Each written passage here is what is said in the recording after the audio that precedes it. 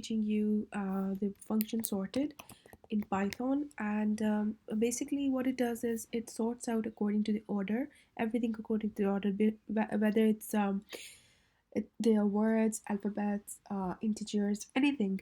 So let's learn this from example. For example, we have x equals, so we have a list of items, 3, 4, 2, 6. I'm just randomly writing the numbers, and you can see it's not in order.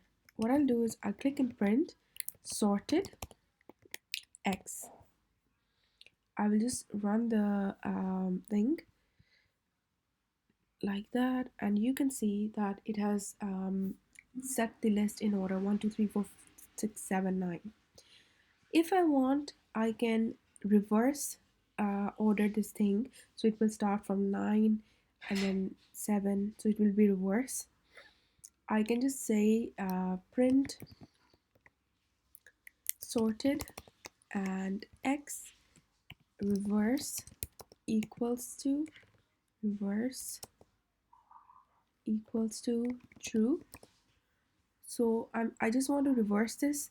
So the first part is printed in the right order from 1 2 3 4 6 7 9, and the second part is the reverse. It's also in order, but it's in a reverse format. And but then if I want to bring it back to the right order, I can just say print uh, in the right order, not in the order, sorry. I want to print the list as it is without setting an order. I can just say print x. So the first set is according to the order 1 2 3 4, so according to the right order. The second set is according to the order, but it's a reverse order. And the last is not sorted, it's printed the list as we have written down. So you can just play with that and try that. Just change this with, for example, I'll just add some string like cat, mouse, um, pi, whatever, and e equals to len.